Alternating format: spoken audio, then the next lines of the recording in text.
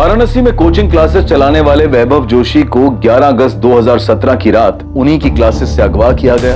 3 नकाबपोशों ने उनके 2 एम्प्लॉइज गीता और जोगिंदर को बांधकर एक क्लासरूम में बंद कर दिया और वैभव को साथ ले गए। वो लोग मेरे पति वैभव को ही क्यों ले गए? सर, वैभव की किसी से क्या दुश्मनी हो सकती? पुलिस की तहकीकात में सामने आता है कि गीता और वैभव का अफेयर था। आप लोग उन्हें ढूंढ नहीं पा रहे इसलिए कहानी बना रहे। वैभव के अगवा होने के कुछ दिन बाद उसकी लाश इलाहाबाद में मिलती है, जिसके बाद ये मिसिंग केस मर्डर केस में बदल जाता है। एक और नाम सामने आता है। जी, मैं ही हूँ ललिता पांडे। क्या ये अवैध संबंध वैभव की किडनैपिंग का कारण? कोचिंग क्लास के एक छात्र योगेश पाल ने बताया कि क्लास का ही एक एक्स स्टूडेंट जॉब रैकेट की वजह से ठगा गया था। उसने कहा था कि वैभव जोशी नहीं मिलेगा। तभी खबरी से पता चलता है कि योगेश पाल प्रेम मिश्रा से संपर्क में है। वो प्रेम मिश्रा जिसे वैभव ने नौकरी से निकाल दिया था। प्रेम मिश्रा इस साजिश के लिए आरती को मास्टरमाइंड बताता है।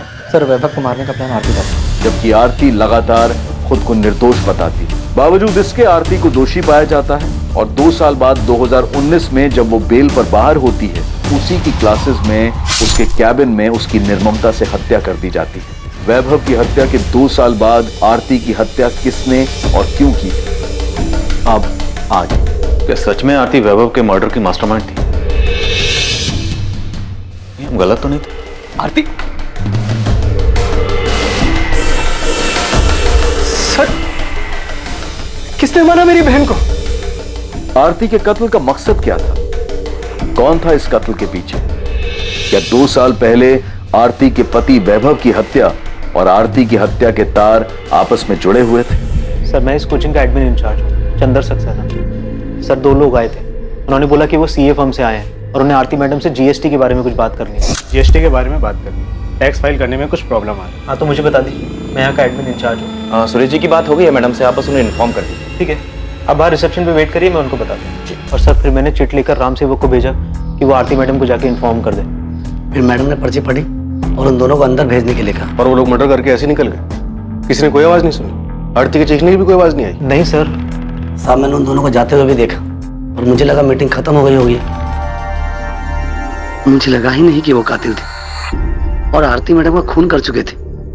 वो तो जब मैं उनके केबिन में चाय देने गया तो देखा कि वो कुर्सी पर मरी पड़ी है।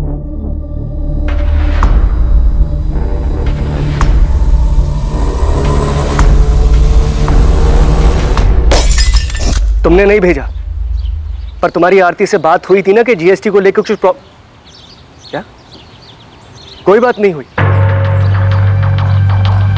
सर, मैंने आपसे कहा था ना, मेरे सीए ने किसी को नहीं भेजा। मेरी भी अपनी सीए सुरेश पुजारी से बात हुई, ना तो उसने आरती से कोई बात की थी ना उसने किसी को भेजा। तो कौन हो सकता है जो सीए के ऑफिस का बहाना करके आरती से मिलने आया और उसे मारकर चला गया? मुझे कैसे पता होगा सर? मेरी बहन को कोई मार के चला गया। मेरे लिए यही मानना मुश्किल हो रहा है अभी।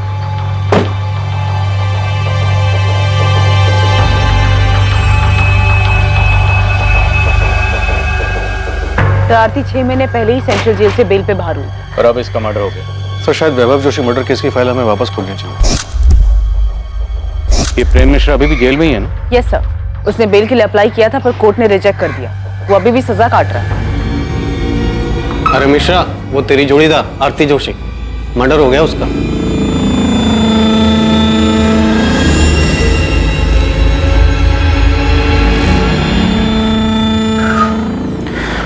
किसी ने सच ही कहा है, जैसी करनी वैसी भरनी। क्या आरती का कत्ल वाकई में जैसी करनी वैसी भरनी का मामला था?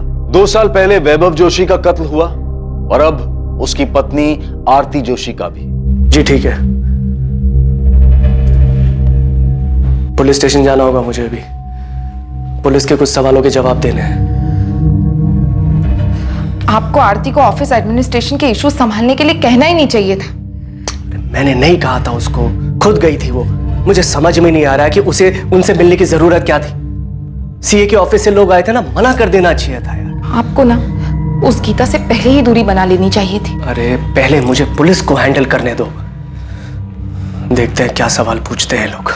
बिना मैं जब तक मोहन ठाकुर से बात करता हूँ, तुम आरती जोशी के पिछले 6 महीने के रिकॉर्ड्स निकलवाओ, जब से वो बेल पर जेल से बाहर आई थी। तो हमें वैभव की फैमिली को भी चेक करना चाहिए। उसकी माँ, बहन, जीजा, हो सकता है उनमें से किसी का इस मर्डर में हाथ हो। ठीक है, पता करो। और उस प्रेम मिश्रा के बारे में भी पता करो। Okay sir. नमस्कार साहब। उस्मान, खबर तो मिल गई होगी तुझे? साहब, मुझे नहीं, पूरे शहर में खबर फैल चुकी है। आपको कुछ पता चला कि कौन है वो लोग? नहीं, लेकिन कोचिंग क्लासेस के पियोन रान सेवक और एडमिन इंचार्ज चंद्र सक्सेना की मदद से हम उन दोनों का स्केच बनवा रहे हैं जिन्होंने आरती का मर्डर किया था। कहना मुश्किल है कि स्केच कितना सटीक बनता है, क्योंकि दोनों सीए फर्म के एम्प्लॉय बनकर आए थे, तो जाहिर है थोड़ा भेस बदल कर आए होंगे। पर खैर, इसके अलावा कोई दूसरा चारा भी नहीं है। कुछ भी करके इन्हें ढूंढ निकालना हो, अपने सारे सोर्सेज, अपने सारे नेटवर्क का इस्तेमाल कर।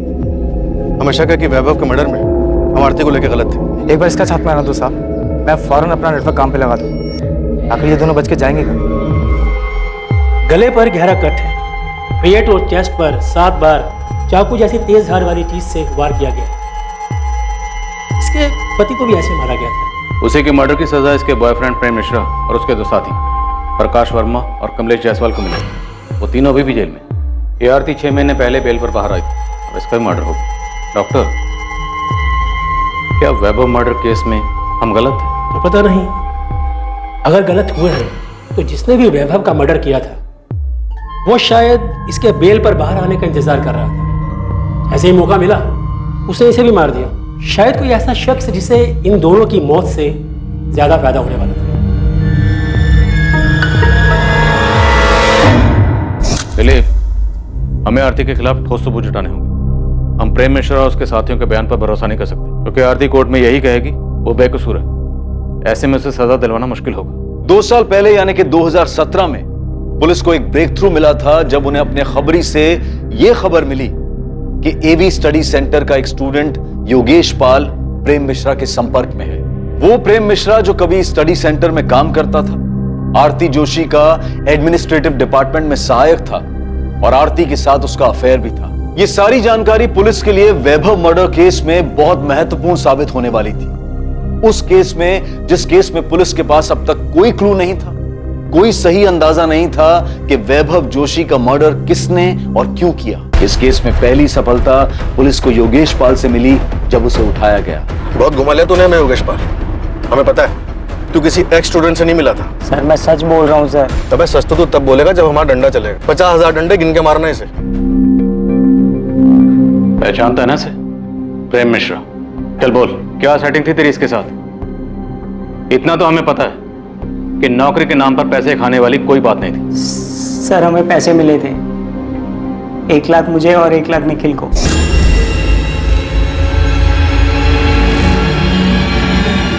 किसने दिए थे? प्रेम मिश्रा ने? हाँ सर। तो मतलब ऐसा कोई एक्स स्टूडेंट था ही नहीं जिसे तू रेस्टोरेंट में मिला था? नहीं सर। पुलिस स्टेशन में जो फोन आया था वो किसने किया था? मैंने किया था सर। मैं वो हूँ जिसका कोई चेहरा नहीं है, उन लाखों करोड़ों में से एक जो बेरोजगार घूम रहा है। क्या इस सब का वैभव जोशी के एवी कोचिंग सेंटर से कुछ लेना देना है? जब बिना रोजगार कोई भूखा मरता है ना, वो भी 1 लाख रुपए भर के, तब उसकी परेशानी किसी को नहीं दिखाई देती। पर अब मैं निश्चिंत हूँ, क्योंकि अब आपके पास भी एक परेशानी है, ये जानने की कि जिसने मुझे परेशान किया उसके साथ क्या हुआ, क्यों हुआ। सर मैंने वैभव सर को नहीं मारा सर। सर मुझे और निखिल को 1-1 लाख रुपए मिले थे सर। सर उस दिन जब आप कोचिंग सेंटर आए थे ना सर, तो हमने पहले ही प्लान बना लिया था कि निखिल वो पैसे लेकर नौकरी देने वाली बात उठाएगा और मैं आपको वो पुराने स्टूडेंट की कहानी सुनाऊंगा। योगेश, तू पुलिस को फोन करेगा। उसके बाद जब पुलिस पूछताछ के लिए स्टडी सेंटर आएगी तो निखिल तू पैसे लेकर के नौकरी देने वाली बात को हवा देगा। फिर तू पीछे से पुलिस के पास जाएगा और आग में घी डालेगा कि तुझे एक स्टूडेंट मिला था और उन्हें हिंट देगा कि वैभव को शायद उसे न मारा। तुमने और निखिल ने प्रेम मिश्रा से पैसे लिए, उसका काम किया, और अब कह रहा है कि तुझे नहीं पता। सर मुझे सचमुच नहीं मालूम सर कि उस मिश्रा ने वैभव सर को मारा है या नहीं, पर सर इतना पता है कि उनका कुछ हाथ है इसमें। कुछ हाथ होना भी जुर्म होता है, और जितना तेरा और निखिल का है ना, वो भी जुर्म है। सर गलती हो गई सर मुझे पैसे की जरूरत थी सर, मुझे माफ कर दो सर, गलती हो गई सर।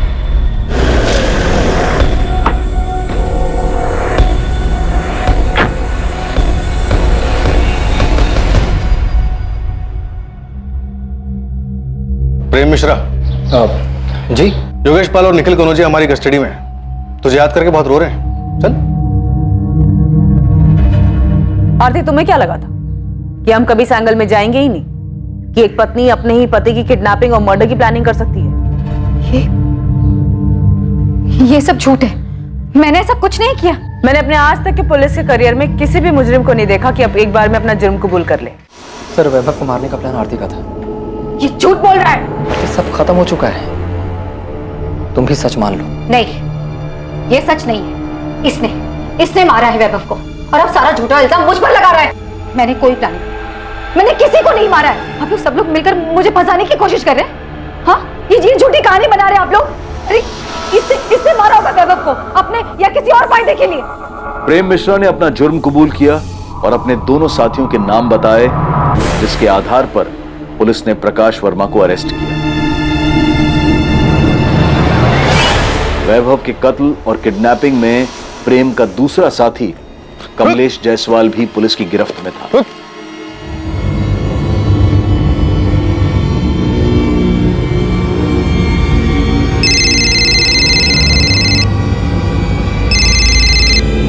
हेलो, अभी तक पहुंचे क्यों नहीं? वैभव स्टडी सेंटर से निकलने वाला हूँ। हाँ बस पहुंच रहे हैं, पास में ही है।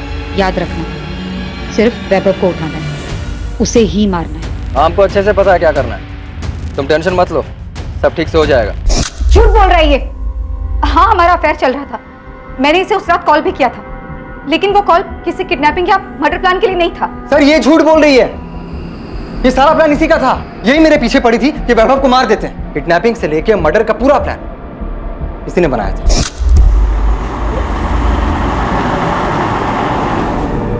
आरती के प्लान से अलग अगर कुछ हुआ था तो बस इतना कि ट्रैफिक की वजह से हम पहुंचने में थोड़ा लेट हो गए थे। जब हम पहुंचे तो वैभव गीता और जोगिंदर के साथ बाहर निकल रहा था। आरती के प्लान के मुताबिक हुआ ही था।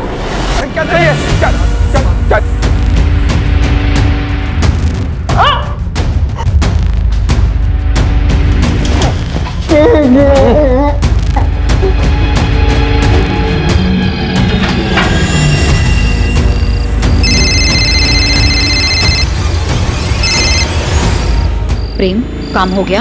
हाँ हो गया, हम वैभव को लेकर के जा रहे हैं, तुम अपना नाटक शुरू कर दो। जैसा बोला है ना वही करना, कोई गलती मत कर देना। अरे हाँ मेरी जान, तुम टेंशन मत लो, सब वैसे ही होगा।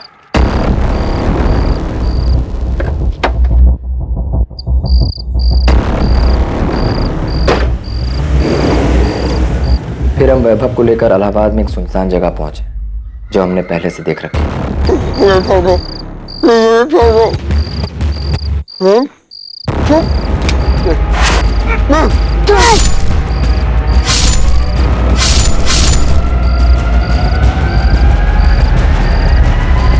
अरे आप इसकी बात सुनी क्यों रहे हैं? मैंने कोई प्लान नहीं किया। झूठ बोल रही है। सर, झूठ मैंने ये बोल रही है। और सर, वैभव को मारने के बदले इसने मुझे 12 लाख रुपए देने का और मुझसे शादी करने का वादा भी किया था। पूछिए इससे। क्या बकवास कर रहे हो तुम? कौन आपके पति को मारकर उसका इल्जाम आप पर डालेगा? आरती जोशी, अब नाटक बहुत हो गया, बंद करो, अपना जुर्म कबूल करो। मैं कोई नाटक नहीं कर रही, मैंने कोई प्लान नहीं किया। नहीं मारा है मैंने वैभव को। प्रेम मिश्रा ने झूठ बोलकर मुझे फंसाने के पैसे लिए हैं।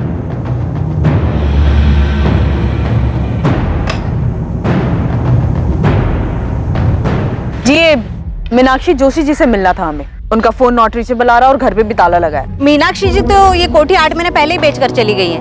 अब उनके बेटे के साथ जो हुआ उसके बाद तो वो काफी टूट चुकी थी। यहाँ से कहाँ गई है वो? सुना है शायद अब वो वृद्धाश्रम में रह रही है। अब बेचारी करती भी तो क्या, अब उनका देखभाल करने वाला भी तो कोई नहीं बचा। आप बता सकती हैं कौन से वृद्धाश्रम में है वो? नाम तो नहीं पता, पर 80 घाट के आसपास ही है कहीं। अब आप उनकी बेटी पार्वती से पूछिएगा, शायद उसे पता होगा। अगर अब भी अपनी माँ की परवाह करती होगी तो। और कितना करेंगे? जितना कर सकते थे किया, बाकी हमारी भी तो जिंदगी है, घर है, गृहस्थी है। अपना देखें या दूसरों का करते फिरे। देखिए, वैभव के जाने के दुख से माँ जी अभी तक उबर नहीं पाई हैं। सारा दिन उसके बारे में सोचकर, उसे याद करके परेशान होती रहती हैं। अब आप खुद बताइए, जो चला गया उसके लिए कब तक अफसोस करते रहेंगे? पार्वती, वो तुम्हारी माँ है। हाँ तो उन्हें भी तो समझना चाहिए ना। और वैसे भी वो हमेशा से वैभव भैया की माँ ज्यादा रही है। हमारी तो उन्हें सिर्फ मुसीबत में याद आती थी, लेकिन अब ना सब कुछ सही। वो वहां खुश है और हम यहाँ पर खुश हैं। हमें ना तो उनसे और ना ही उनकी मुजरिम बहू आरती से कोई लेना देना है। अब लेना देना होगा भी नहीं, क्योंकि आरती का मर्डर हो गया।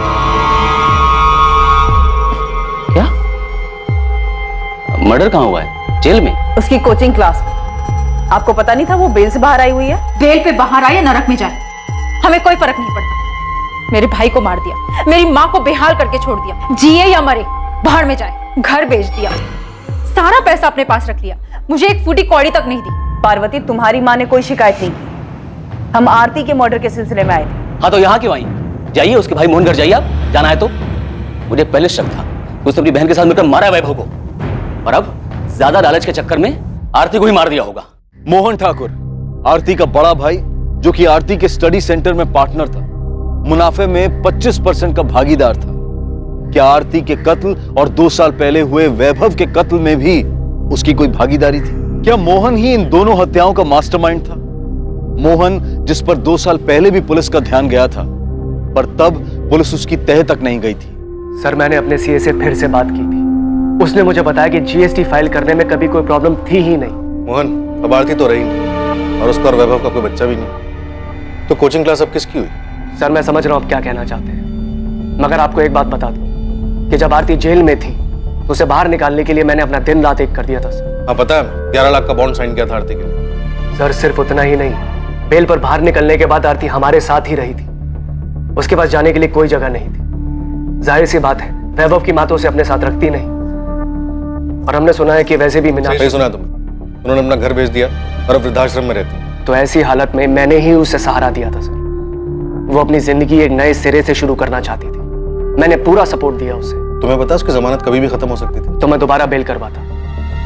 सर, वैभव के साथ शादी के बाद वो वैसी बहुत भुगत चुकी थी। अब आरती के मर्डर के बाद तो उसकी जमानत का मामला भी खत्म हो गया। तो पता लगाइए ना किसने मारा है आरती को, कि आरती के मर्डर में प्रेम मिश्रा का हाथ हो, या फिर वैभव की फैमिली ने बदला लेने के लिए आरती का मर्डर करवाया है। तुम्हें लगता है कि वैभव जोशी का मर्डर आरती ने करवाया था? सर, मुझे यकीन नहीं था। मैं बार बार आपसे कह रहा था कि आरती ऐसा नहीं कर सकती, और मैं क्या, आरती ने भी आपसे चीख चीख कर यही कहा था कि उसने अपने पति को नहीं मारा है। पहले आप ही लोगों ने कोर्ट में साबित किया कि आरती ने ही अपने पति को मारा है, फिर आप ही ने उसे सजा दिलवाई, और अब आप मुझसे पूछ रहे हैं कि आरती ने सही में अपने पति को मारा था। हम भी ये मानते हैं कि शायद उस केस में हमसे चूक हुई थी। कोई तो ऐसा एंगल था जिसकी तह तक हमें जाना चाहिए था। मोहन, मैंने कुछ लोगों को पड़ोसी से पूछताछ करते हुए देखा। सुषमा, आरती हमारे साथ में रहती, जाहिर सी बात है ये लोग पूछताछ करेंगे। मुझे बहुत डर लग रहा है। डर को अंदर रखो, चेहरे पे मत लेकर आना। वैसे ही इन लोगों को मुझ पे शक हो गया है। मैं नहीं चाहता कि तुम्हारी वजह से कोई मुसीबत खड़ी। अभी वो पुलिस वाला मुझसे यही पूछ रहा था कि मुझे यकीन है कि आरती ने ही वैभव को मारा है। क्या? इसीलिए बोल रहा हूँ शांत रहो। हो सकता है ये लोग तुम्हें भी सवाल जवाब के लिए बुलाएंगे, मगर बिल्कुल आराम से शांति से जवाब दें, समझ आया? तुमने कहा था कि वैभव का मर्डर आरती का प्लान था, जिसका अब खुद का मर्डर हो चुका है, पर तुम अब भी सजा काट रहे हो। तुम्हें नहीं लगता कि अब तुम्हें सच बता देना चाहिए? सच मतलब पूरा सच। तुमने जानबूझ के आरती को वैभव मर्डर केस में फंसाया था? सजा होने के बाद आप ये सवाल पूछ रहे हैं? हाँ, क्योंकि आरती ने कभी नहीं माना कि उसने वैभव की किडनैपिंग या मर्डर प्लान की थी। उसने आखिर तक कोर्ट में भी यही कहा। मिसेज आरती जोशी, आप पर आपके पति वैभव जोशी को अगवा करने और उनका कत्ल करने और साजिश करने का इल्जाम है। आप ये इल्जाम कबूल करती हैं? सर, मैंने कुछ नहीं किया है, मुझे फंसाया जा रहा है। मेरे पति की किडनैपिंग और मर्डर में मेरा कोई हाथ नहीं है। तुम्हारे कबूल करने के बाद भी आरती ने हमेशा हमारे सामने और कोर्ट में यही कहा कि वो बेकसूर थी। वो बहुत शातिर औरत थी, आखिर तक अपना गेम खेलती रही। वो चाहती थी कि सारा इल्जाम मैं अपने सर ले लूं। शातिर वो थी या तुम? प्रेम चाहे जो कहे, आप लोग चाहे जो माने, लेकिन मैं जानती हूँ कि मैं निर्दोष हूँ। मैंने मेरे पति को नहीं मारा। जिस रात वैभव किडनैप हुआ, आपके और प्रेम मिश्रा के बीच में क्या क्या बातें हुई हम जानते हैं। और सिर्फ वही नहीं, मर्डर के बाद तुम दोनों के बीच में क्या बातें हुई थी ये भी जानते हैं। तुमको सबूत चाहिए? सबूत नहीं, बस कंफर्म कर रही हूँ कि काम हुआ या नहीं। तुमने उसे ठिकाने लगा दिया ना? हाँ, लगा दिया है। पक्का? कहीं ये काम तुमने किसी और पर तो नहीं छोड़ दिया? नहीं, मैंने खुद किया है। तुमको हम पे भरोसा नहीं है क्या? यकीन करो, हमने काम पूरा कर दिया है।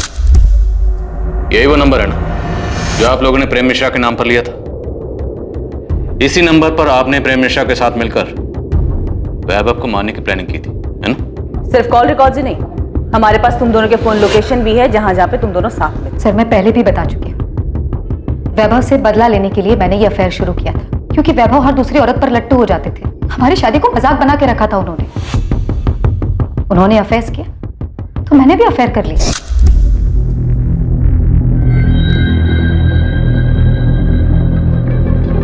मैं जब प्रेम के साथ थी तब भी मुझे अच्छी तरह पता था कि वैभव मेरा पीछा कर रहा है, मुझ पर नजर रख रहा है।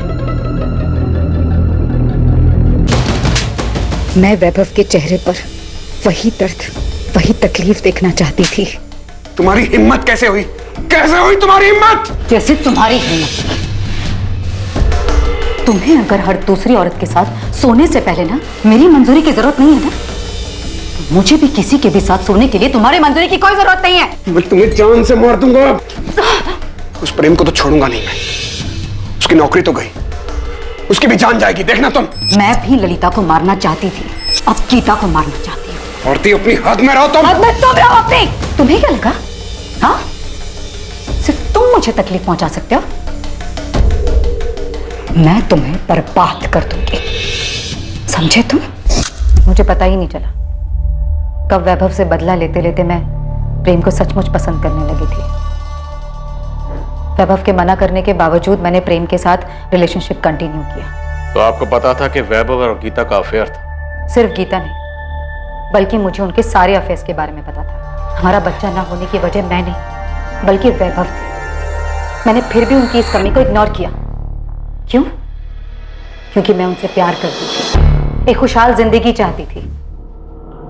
मैंने उन्हें नहीं मारा है, और ये सब कुछ जो कॉल रिकॉर्ड्स और मोबाइल लोकेशन आप लोग मुझे दिखा रहे हैं, ये सब कुछ प्रेम ने मुझे फंसाने के लिए किया है। हाँ, हमारी बात होती थी, लेकिन उस बातचीत में कोई प्लानिंग नहीं थी, बल्कि हम आपस की बातें करते थे। लेकिन मुझे ये नहीं पता था कि प्रेम के दिमाग में ये सब चल रहा है। वो एक दिन किसी के साथ मिलकर मुझे फंसाने की कोशिश कर रहा है और यहाँ लाकर खड़ा कर देगा जहां पर आपको उसकी सारी बातें सच्ची लगेंगी। ये अदालत आरती जोशी, प्रेम मिश्रा, प्रकाश वर्मा और कमलेश जायसवाल को वैभव जोशी को अगवा करने की साजिश और उसके कत्ल के लिए दोषी पाती है।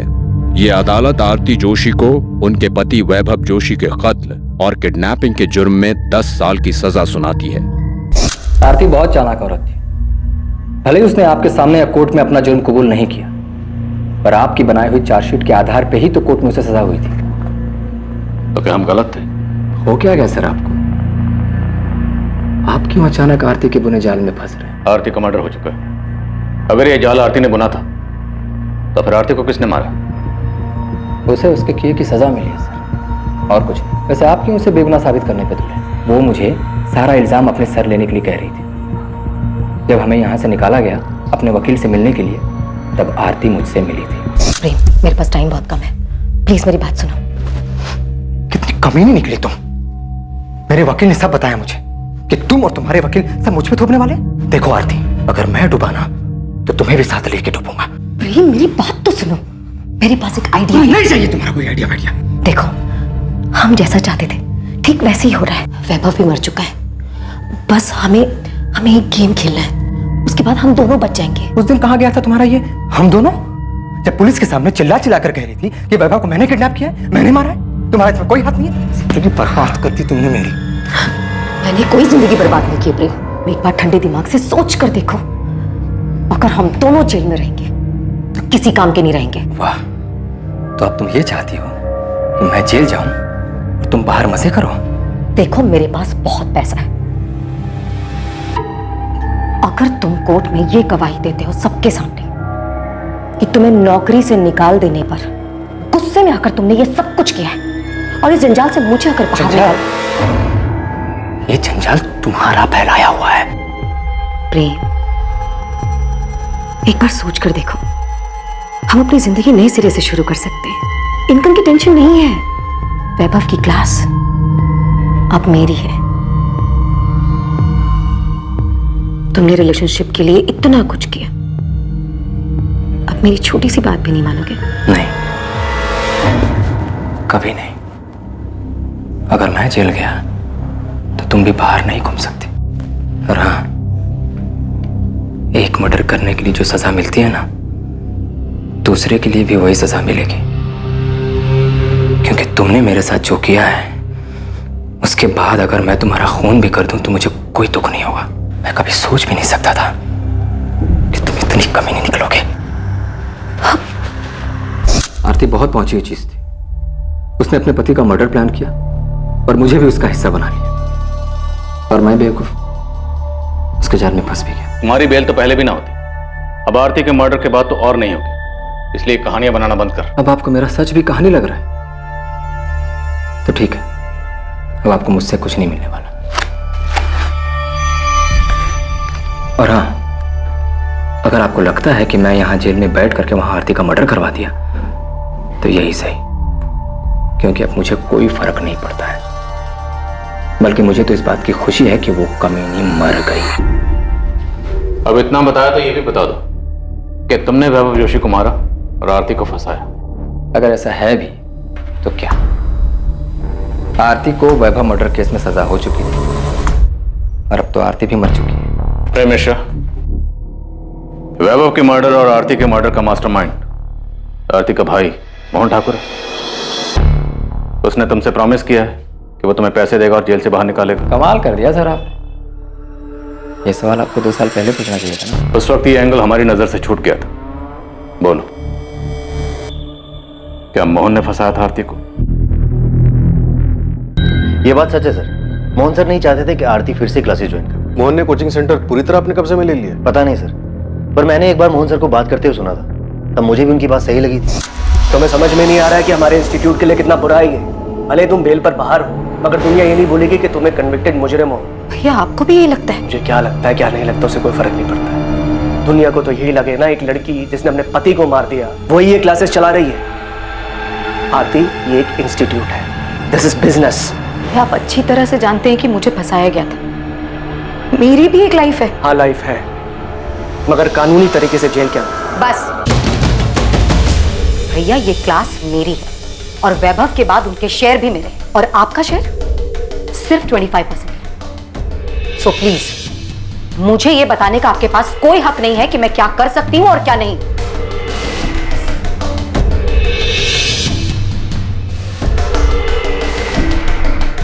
ये बात भी सच है सर, क्या आरती मोहन सर की जिम्मेदारी बन गई? वैभव के मर्डर में आरती के अरेस्ट होने के बाद जब कोचिंग सेंटर मोहन ने संभाला, तब क्या कभी उसकी किसी हरकत से ऐसा लगा कि वैभव के मर्डर में उसका भी हाथ हो सकता है? सर मुझे तो कभी उनके बिहेवियर से ऐसा कुछ लगा नहीं, पर हाँ क्लासेस में बातें होने लग गई थी कि वैभव सर मर चुके हैं, आरती जेल में है, और ये सब कुछ अब मोहन सर का ही। साहब ये दोनों जिन्होंने आरती को मारा है वाराणसी के तो नहीं, क्योंकि मेरी टीम ने पूरा शहर छान मारा लेकिन कहीं दिखे नहीं। मेरी टीम अभी काम पे लगी है, हो सकता है आसपास की है। साहब मुझे ऐसा लगता है कि आपको आरती के भाई मोहन ठाकुर पे फोकस करना चाहिए। ना तो हमें वैभव जोशी के कॉल रिकॉर्ड से कुछ मिला और ना ही मोहन ठाकुर। आरती के कॉल रिकॉर्ड से भी ऐसा कुछ नहीं मिला जिससे हमें कोई लीड मिल सके। साहब आरती के बेल के पीछे मोहन ठाकुर की साजिश है, उसका तो कोई प्रूफ नहीं है, लेकिन हाँ उसके पड़ोसी से बात की तो पता चला कि मोहन और उसकी बीवी आरती के साथ में रहने से खुश नहीं थे। वो तो क्लासेस के लालच में उनको मजबूरी में अपने साथ में रख रहे थे। आपने जब आरती को अरेस्ट किया वो टाइम हमारे लिए बहुत अच्छा नहीं था। हमारा एक बच्चा है जो अभी क्लास 7 में आया है।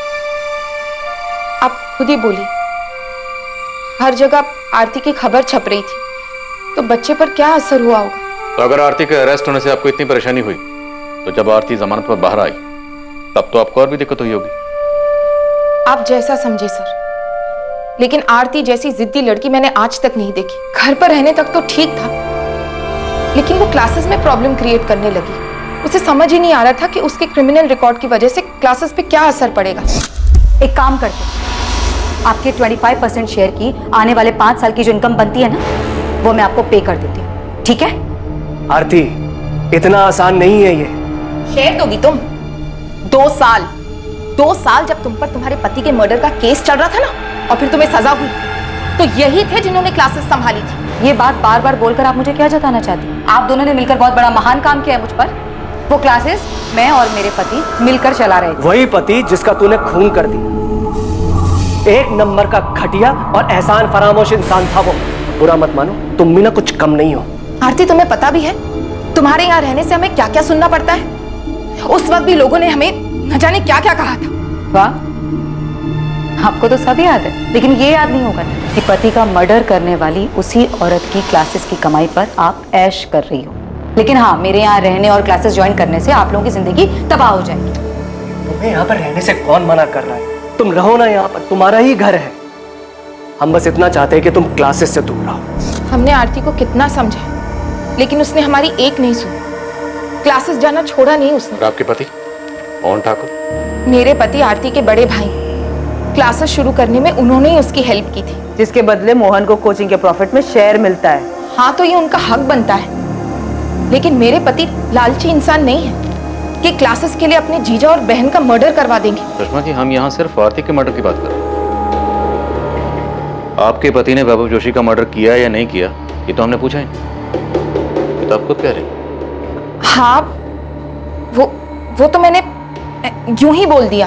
हो सकता है ये लोग तुम्हें भी सवाल जवाब के लिए बुलाएंगे, मगर बिल्कुल आराम से शांति से जवाब दें। बोल दिया क्योंकि आप उन पर इल्जाम लगाए जा रहे हैं। इल्जाम तो हमने लगाया ही नहीं सुषमा। क्या वैभव जोशी का मर्डर आपके पति मोहन ठाकुर ने करवाया और अब आरती का मर्डर भी उन्होंने करवाया? नहीं सर, ऐसा कुछ भी नहीं है।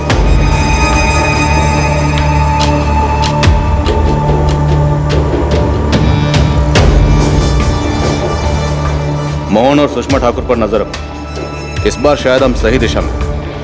अगर इन लोगों ने कुछ किया तो कोई ना कोई गलती जरूर करें, तभी उठा लेंगे। सर हमें मोहन की बैंक स्टेटमेंट चेक करनी चाहिए। अगर उसने सुपारी दी है तो कैश देने के लिए क्लियर को पैसे भी निकालो।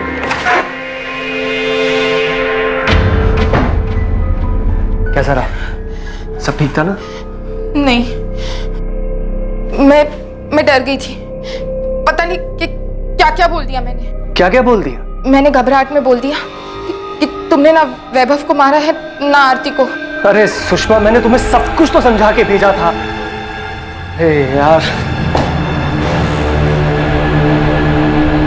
मोहन ठाकुर और सुषमा ठाकुर अब आरती मर्डर केस के अहम संदिग्ध थे। वैभव मर्डर केस में भी मोहन के अहम संदिग्ध होने का अंदेशा था।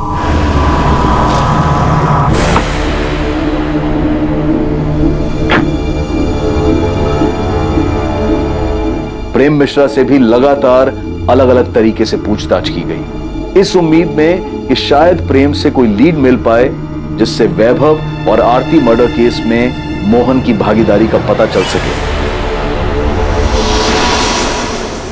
सर मोहन ठाकुर के पर्सनल अकाउंट से या एवी सेंटर के बैंक अकाउंट से पिछले 3 महीने में कोई भी बड़ी रकम नहीं निकली। पेमेंट की नहीं गई होगी, करने वाला होगा। सर सुपारी किलर इतने दिनों तक पैसों का इंतजार नहीं करता, कुछ ना कुछ एडवांस तो दिया होगा। पुलिस मकसद और दिशा खोजने की कोशिश कर रही थी, तभी उनके पास एक फोन आया जो आरती मर्डर केस में उन्हें एक क्लू देने वाला था। हेलो, आपको कभी पता नहीं चलेगा कि आरती जोशी की सुपारी किसने दी थी।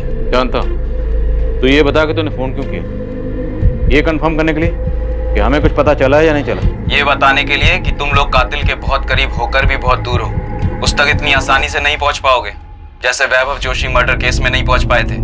अच्छा लगा सुनकर कि तुझे सब कुछ अच्छी तरह से पता है, लेकिन फोन करने की जहमत क्यों की? क्योंकि मैं चाहता हूं कि इस बार तुम लोग किलर तक जल्दी पहुंच जाओ। अच्छा लगा सुनकर कि तुझे सब कुछ अच्छी तरह से पता है, लेकिन फोन करने की जहमत क्यों की? क्योंकि मैं चाहता हूं कि इस बार तुम लोग किलर तक जल्दी पहुंच जाओ। बता हमें क्या करना चाहिए? फिर क्लू दे। सिर्फ क्लू नहीं, मैं तुम्हें मर्डर करने वाले का नाम दे रहा हूं, प्रेम मिश्रा।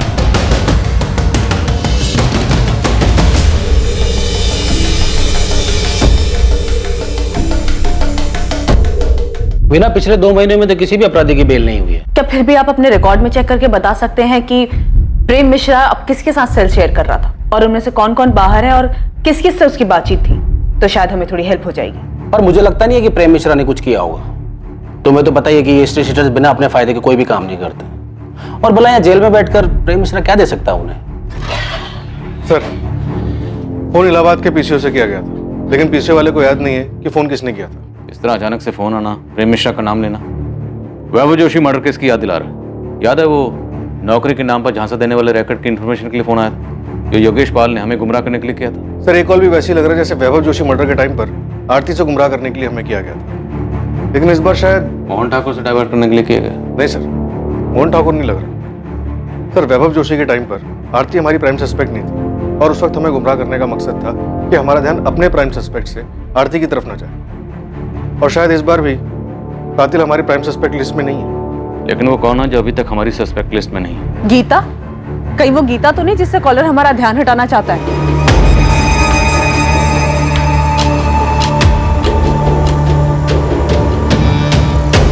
गीता ने वैभव के मर्डर का बदला लेने के लिए आरती का मर्डर कर दिया। सर गीता और वैभव अफेयर में थे, वो शायद शादी करने वाले थे, लेकिन उसके पहले ही वैभव का मर्डर हो गया।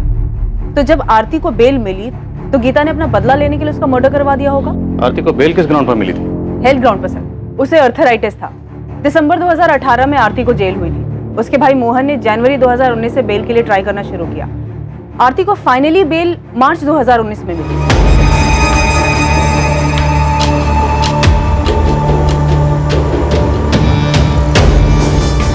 क्या हुआ?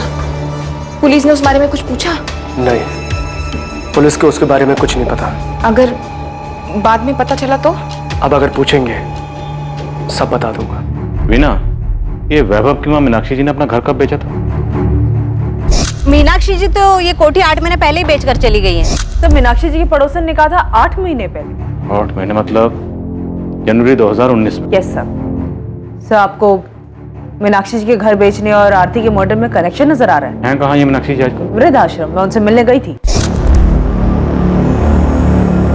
मीनाक्षी जी, ये पहचाना आपने मुझे? मैं पिछली बार आपसे मिली थी जब वैभव का मर्डर हुआ। आपकी बहू आरती का मर्डर हो गया है। मैं आज तक समझ नहीं पाई, जब आपस में बन नहीं रही थी, एक दूसरे की कोई बात मंजूर नहीं थी तो अलग हो जाते। मारने का क्या मतलब था? उनको देख के लगा कि उनकी जीने की इच्छा ही खत्म हो गई। क्या आपको उनको पे शक हो रहा है? देखो, कंफर्म नहीं है, इत्तेफाक भी हो सकता है। आरती को सजा हुई दिसंबर में। जनवरी को आरती के भाई ने उसकी बेल के लिए अप्लाई किया और जनवरी में ही मीनाक्षी जी ने अपना मकान बेचा और वृद्धाश्रम में शिफ्ट हो गए। मकान बेचा था तो उसके पैसे मिले होंगे। वीना, मीनाक्षी जी का बैंक अकाउंट चेक करो। Sure sir.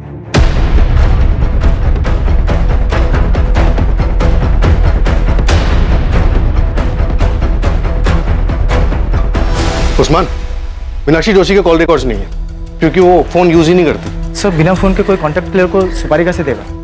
हम मीनाक्षी जोशी के दामाद किशोर और बेटी पार्वती के कॉल रिकॉर्ड्स देख रहे हैं। उनके दामाद का कहना है कि वो और वैभव पहले दोस्त थे, बाद में रिश्तेदार बने। हम दोनों एक दूसरे के बहुत करीब थे। मैं तो वैभव को तब से जानता था जब हमारा रिश्ता बना भी नहीं था। देखनी है, पार्वती और किशोर तो मीनाक्षी को देखने तक नहीं जाते। तुम दोनों पे नजर रख, कभी कभी तीर अंधेरे में भी निशाने पर लग जाता। मैं मूर्तिगंज पुलिस स्टेशन से assistant sub inspector Veena Shukla बोल रही हूँ। मुझे एक अकाउंट की डिटेल जल्द से जल्द चाहिए। मैं रिक्वेस्ट मेल कर दे रही हूँ, थोड़ा जल्दी कीजिएगा।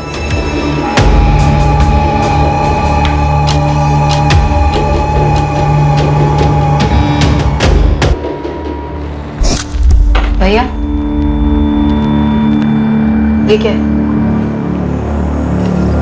क्या है? पैसे निकाले हैं। हाँ, 2 लाख किस लिए? तो तुम मुझसे हिसाब मांगोगी? बिल्कुल, क्योंकि आपने ये पैसे अपना शेयर लेने के बाद निकाले। राहुल का एक अच्छे स्कूल में एडमिशन करवाना था, 2 लाख रुपए चाहिए थे एडवांस फीस के। मेरे प्रॉफिट शेयर में से कट कर ले।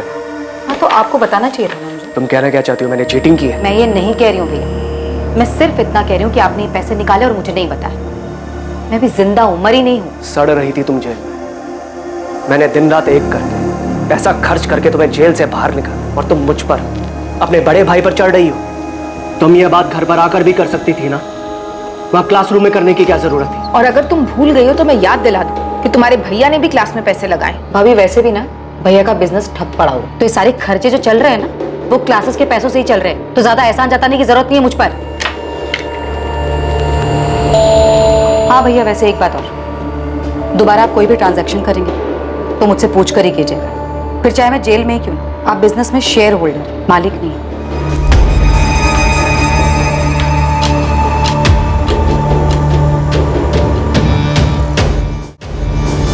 जिस अंधी गली में इन्वेस्टिगेशन दाखिल हुई थी, उसी अंधी गली से आरती जोशी मर्डर केस का आखिर में रास्ता खुलने वाला था। पुलिस ने अंधेरे में जो तीर चलाया था, वो तीर आरती मर्डर केस में निशाने पर लगा था। लेकिन इस सफलता से पहले एक उससे भी बड़ी सफलता इस केस में सामने आने वाली है। आसमान बोल, पार्वती और किशोर का कुछ पता चला? सर वहाँ कुछ मिले या ना मिले, यहाँ 2 पंटर मिले, ये वसीम बेग और बिलाल कुरैशी। कौन है ये दोनों? मैडम ने आप लोगों को बुलाया है।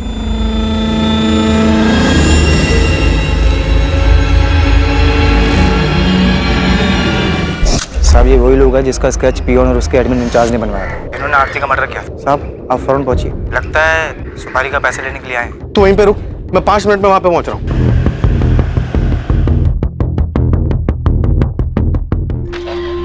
सर, आपका शक सही था। काफी घुमाकर प्लानिंग की गई। मीनाक्षी जोशी के अकाउंट से पैसे दिए गए? नहीं सर, लेकिन घर बेचने के बाद की कहानी कुछ और है, जो हमसे छुपाई गई। हमसे चूक हो गई सर। हमने सिर्फ मोहन का अकाउंट चेक किया, लेकिन घर बेचने के बाद मीनाक्षी जी को 55 लाख रुपए मिले, जिसमें से 40 लाख रुपए उन्होंने पार्वती के अकाउंट में ट्रांसफर किए। ये किशोर और पार्वती तो कुछ और ही कहानी सुना के गए थे। उन्होंने तो कहा था कि मीनाक्षी जी ने घर बेचने के बाद उन्हें कुछ नहीं दिया। हमसे झूठ बोल रहे थे वो दोनों। घर बेच दिया, सारा पैसा अपने पास रख लिया, मुझे एक फूटी कौड़ी तक नहीं दी। पार्वती और किशोर कुछ ज्यादा ही ओवर एक्टिंग कर गए। सर, उनको तबीयत से तोड़ते सारी एक्टिंग निकल जाएगी।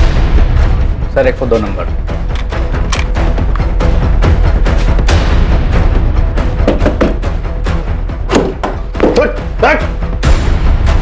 अकेला ठोकेगा या अपने पार्टनर के साथ? बुला वसीम को। वसीम! चलिए माँ जी। पार्वती और किशोर आपका पुलिस स्टेशन में इंतजार कर रहे हैं। बैलेंस पैसे लेने आए थे सर। तुम दोनों में से मुझे फोन किसने किया था? मैंने किया था सर, वो भी हमारे प्लान का हिस्सा था। एडवांस कितना मिला था? 4 लाख। और बैलेंस कितना था? 6 लाख सर। आज की तारीख फिक्स हुई थी बैलेंस लेने के लिए। ये 4 लाख है, बाकी 6 काम होने के बाद कल काम हो जाएगा। अच्छा, उसके सीए का नाम सुरेश पुजारी है। एक बार में याद हो गया था भाई, उसके जीएसटी का भी पता करके आए। तुम टेंशन मत लो, कल काम हो जाएगा।